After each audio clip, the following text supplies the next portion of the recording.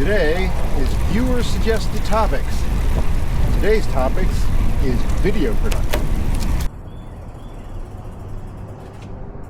If you think I'm going to start off this cold open with a joke, video production is a serious matter, and I'm going to treat it with the respect and dignity it deserves. So let's get started.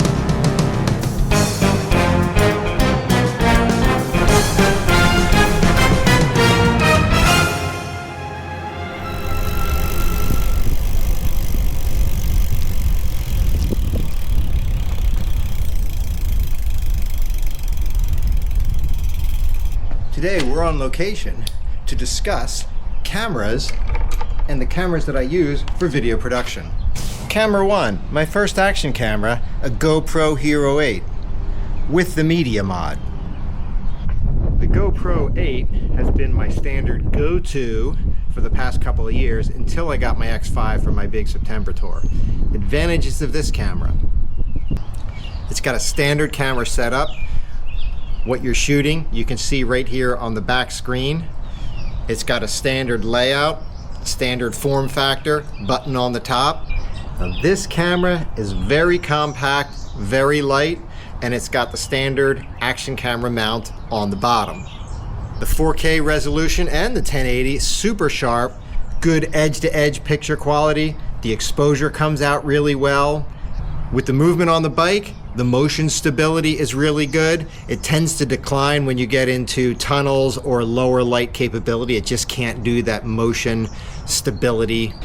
Lastly, on the advantages, this media mod that goes around it has a shotgun style microphone, which does a really good job of picking up the ambient sound quality and my narration as well.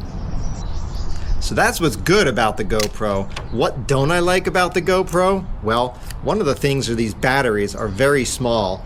This will last me generally about 80% of a shooting day, and in 4K, it's probably even less than that. So I carry 3 batteries with me, and on a normal shooting day, I go through about 1.5 of those batteries. Now I can recharge those at night, so that's fine, but still, I have to carry multiple batteries and recharge multiple batteries every night. With my GoPro, I don't shoot everything along my ride. I choose when to start the camera, when to stop it, so that way I'm not burning through the batteries during the day. Probably shouldn't use the term burning through batteries with lithium-ion batteries. Another disadvantage I see with the GoPro is the shot you get is the shot you get. So you can plan your shot, and then once it's in the camera, you can't adjust it in post-production. Maybe zoom in or zoom out, but you really can't change the angle of it once you're in post. Second camera, an Insta360 X5. This thing's 360 degrees. It shoots everything. In the summer of 2025, I was looking for a new camera to replace my Hero 8 just to give more battery capacity. I decided to go with a 360 camera. Why did I do this? Well, I wanted to have a camera that was going to allow me to do a lot more shots, especially since I go solo on my trips. I don't have a team of paparazzi following me around. You can use the same footage for multiple angles. I can shoot something both behind me and in front of me, so you can see the route that I'm riding as well as see me narration. Whether you want to see me narrate is something completely different. Another thing I found with the X5 is it always finds the horizon. So it will shoot that horizon dead on when you're going, even when you're turning on a bike. I found with the GoPro, when you tilt it, it tilts the horizon as well. But the X5 tends to keep it straight. The 360 camera allows me to get a lot more shots from a lot more angles. It basically shoots everything all at once. In front of me, behind me, above me, everything. It also allows me to be both videographer behind the camera and talent in front of the camera. You may say, Paul, your use of calling yourself talent is questionable. And I might agree with that.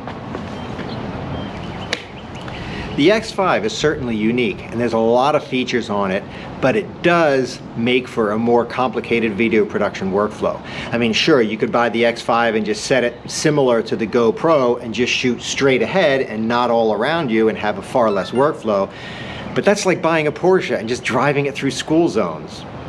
Larger batteries mean I can go a lot longer between charging these things. I will normally burn through about 75% of this battery in an entire day, which means I still have battery power left at the end of every single night. It's about twice the size of a GoPro, and I'm getting 4K out of this camera. Well, actually 5.7K or 8K. Are there any disadvantages? Yeah, it's got a weird shape. I mean, it's like vertical. It's kind of like iPhone-ish, and I don't shoot vertical. I shoot horizontal. I go for 16:9 long form. Another thing is this lens cover goes on top.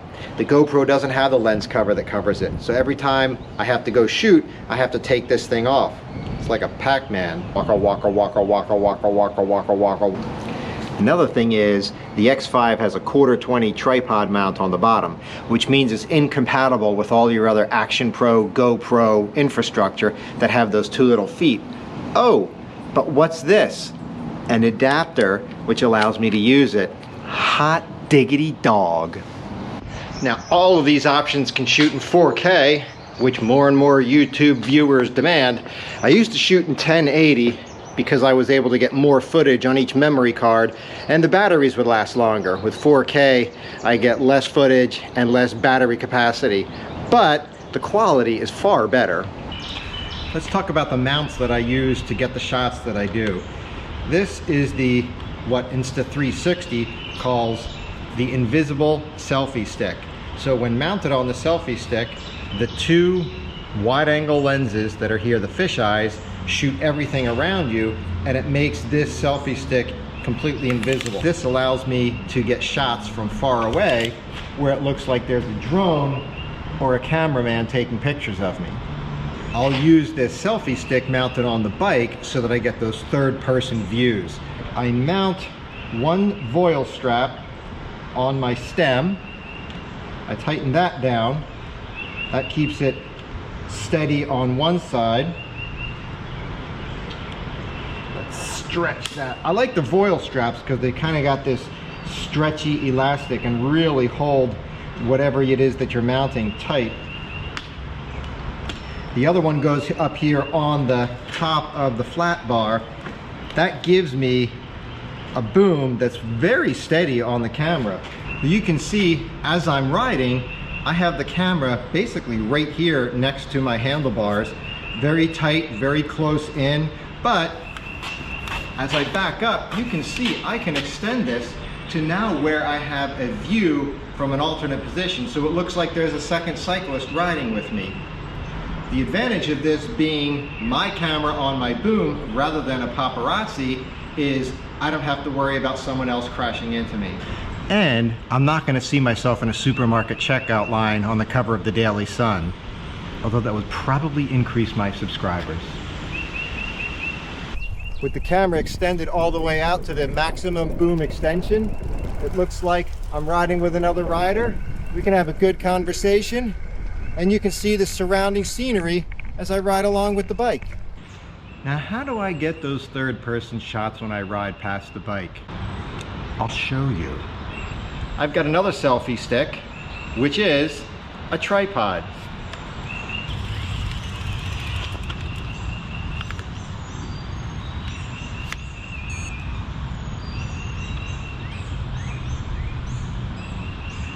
Start the camera.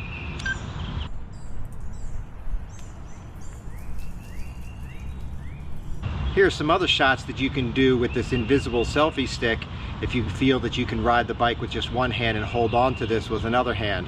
I'll show you what these look like set up, as well as what they look like when you're actually using the camera that's attached to this boom. Here's a shot from out front, looking at me from direct on. Here's the overhead drone camera shot. Here's the shot of the rear derailleur. Here's the over the shoulder.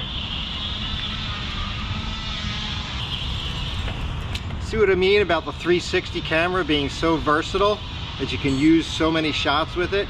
And with the invisible selfie stick, it looks like someone's actually following you around as a film crew.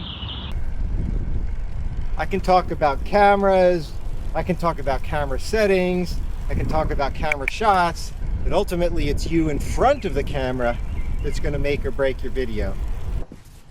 You need to be you. There are 7 billion people on this planet. You are uniquely you. That's what we want to see come through on the video. We want to see your personality. We want to see you interact with the camera. For example, there are great videos that I watch on YouTube of people that have a great rapport with the camera. For example, Ride Along Adventures with Brian. He's hysterical. He comes up with these segments, unexpected history. Like, we didn't expect history. I appreciate that he's doing the history and telling us about it, but he just calls it unexpected history. It's very funny. Ryan Van Duzer, he's got great cinematic shots with the drone above. I'm not him. I don't scream ole, ole, ole as I go through the every single tunnel. No crashies, no flatties, no whammies. I don't know his real name, but Traveling Through is a great show. And lately, he's been doing a lot of visual storytelling by just having him and the camera and the scenery and the bike to tell the story without even speaking, or speaking very, very little. I'm not either one of those three. I'm me. And I've developed that rapport with the camera over time. I tend to be fun, quick-witted. I'll do pop culture and movie quotes without having that feedback from another person on the other side of my conversation. I just have a camera that's providing no feedback.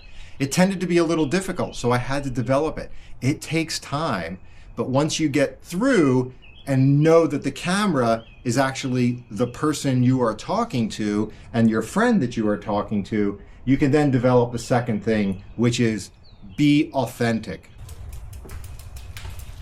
By being yourself and not trying to be someone you're not, that's going to come across on the camera. Think about the authenticity that I provide. Not only am I me, but I'm providing you with complete honesty, which establishes that trust between the viewer. I'm not giving you information about how something is great or it's not great just because someone's paying me to say it. Everything that I bought, I tell you, is all bought with my own dollars. So if I like something, I like it. It really works for me. If I don't like it, it really doesn't work for me. So there it is. A little discussion on the cameras that I use, the advantages and disadvantages of each of them, although I'll probably just end up taking the X5 with me on the next trip. A discussion of the shots that I use, so you get a different variety and you can see things from multiple different angles, and how to use the different tools that we have with the cameras. And lastly, talent in front of a camera. There's probably a lot more discussion that I can give about in front of the camera talent that I haven't, but ultimately just be yourself. So hope to see some of your videos out there. Guys, I'll catch you later.